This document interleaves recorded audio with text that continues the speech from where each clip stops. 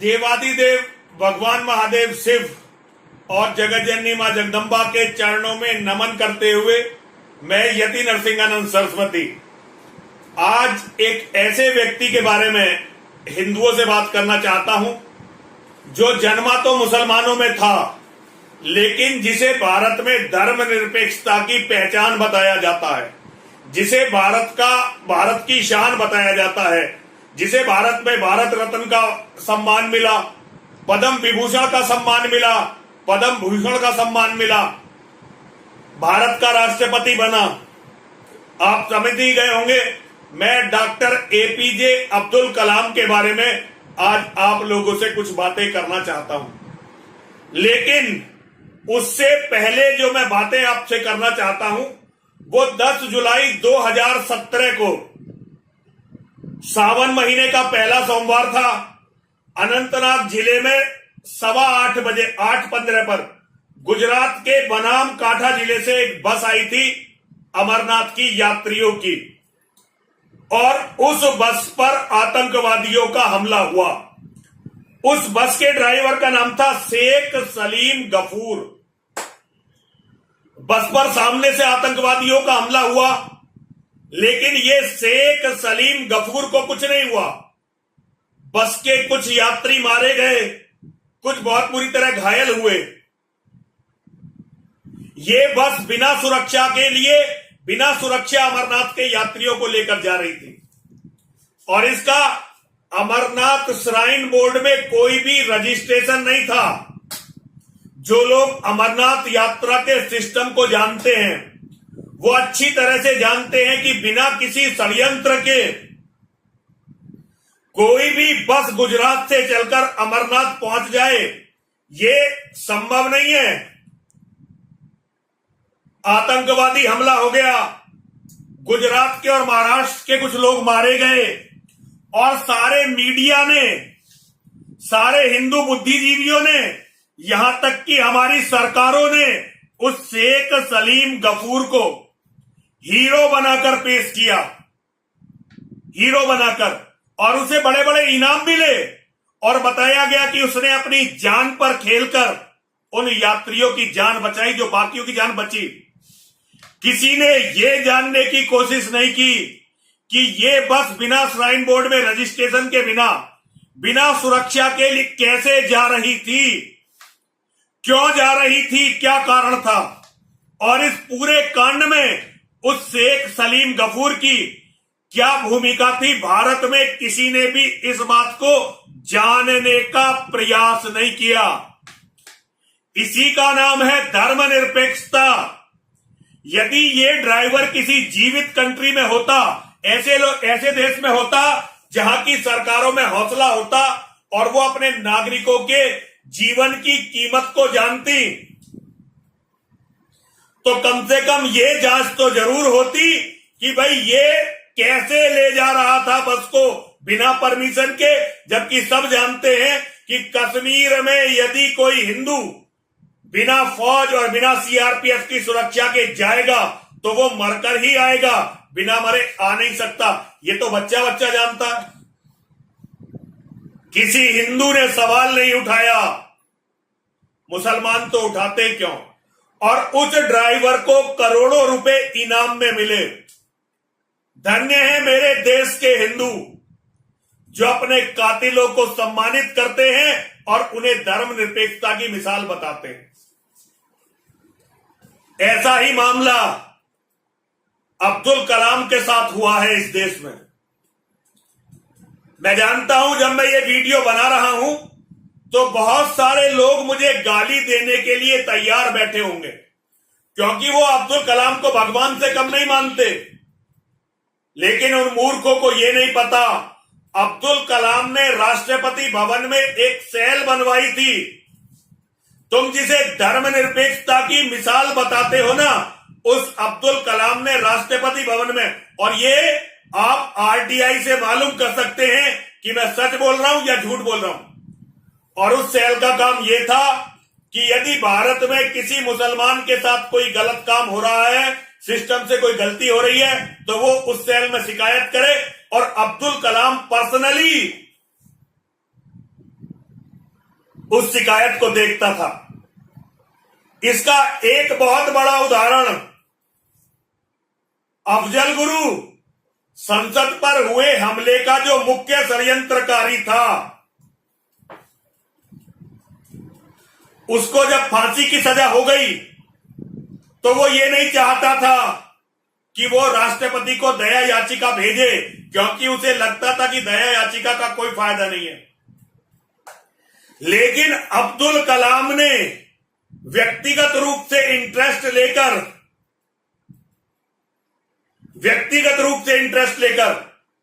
अफजल गुरु की पत्नी, उसकी मां और उसके बेटे को बुलाया अपने पास।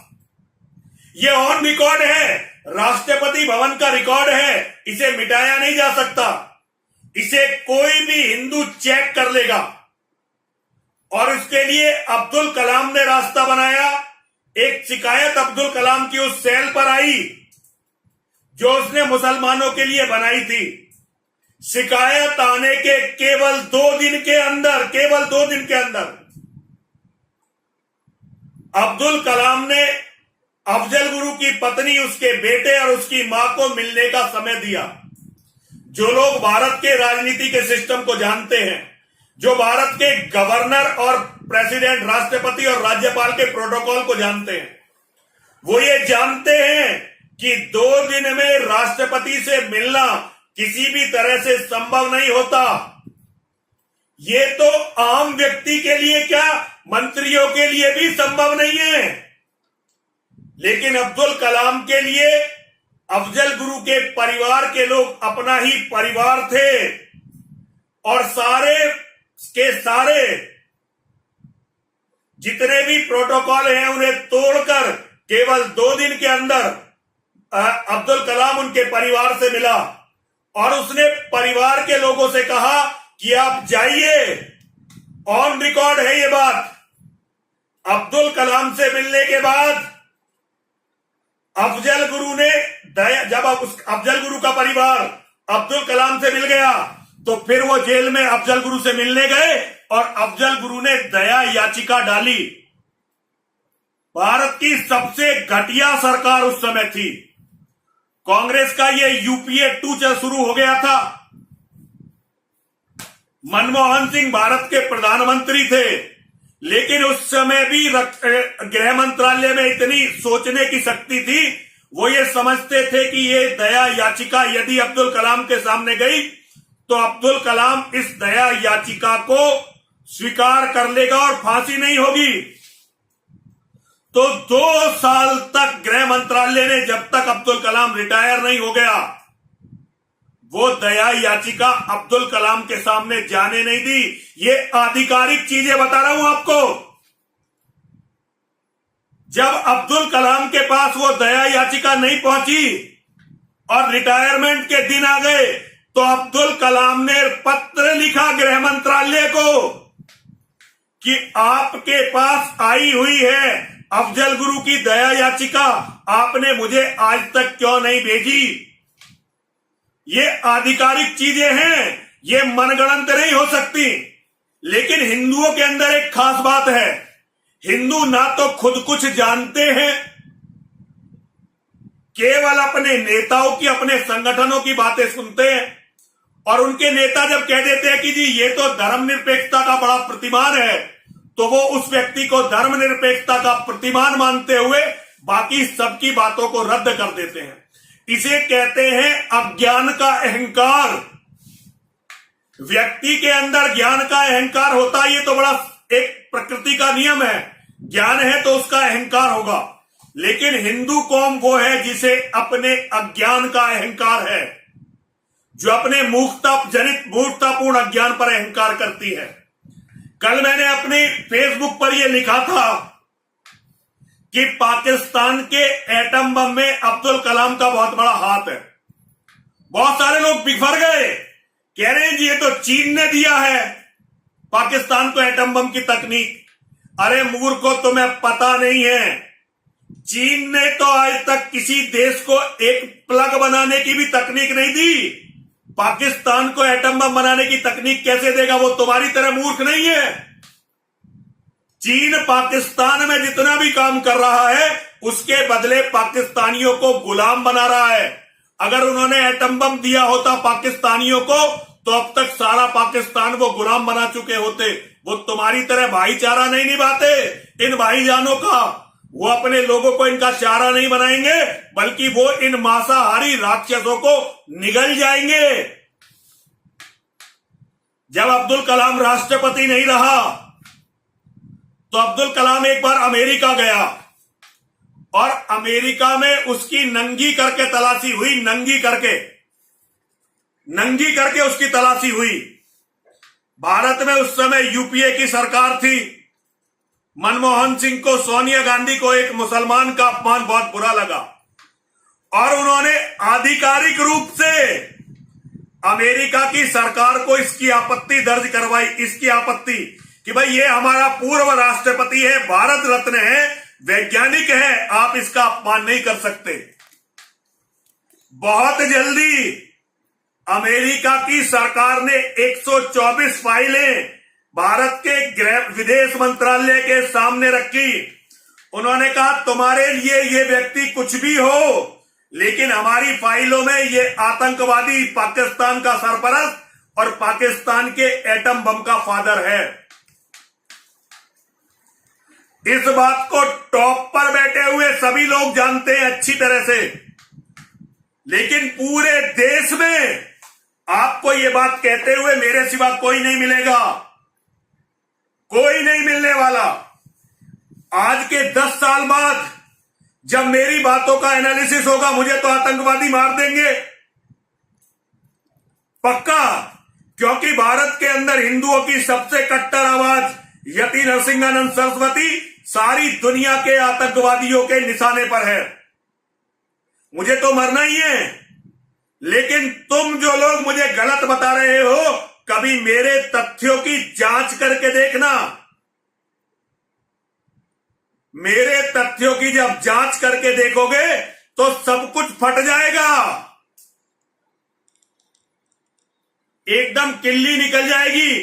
क्योंकि तुमने जिसको आधार बनाकर यह बताया है कि मुसलमान सबसे अच्छे होते हैं, वो भारत के सबसे बड़े जिहादियों में से एक था, सबसे बड़े जिहादियों में। लेकिन हिंदुस्तान में हम हिंदुओं पर 800 साल की मुसलमानों की गुलामी इस कदर हावी है कि हम मुसलमानों को जबरदस्ती धर्मनिरपेक्ष होने का सर्टिफिकेट देते रहते हैं, उन्हें पैसे देते रहते हैं।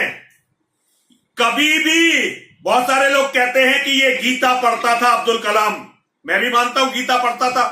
अरे क्या जाकिर नाइक गीता नहीं पढ़ता? कभी जरा पता करके देखो, दारुल उलूम देवबंद का जो भी विद्वान होगा, जो भी उनका आलिम होगा, जो भी उनका फाजिल होगा, सब गीता और वेद पढ़ते हैं।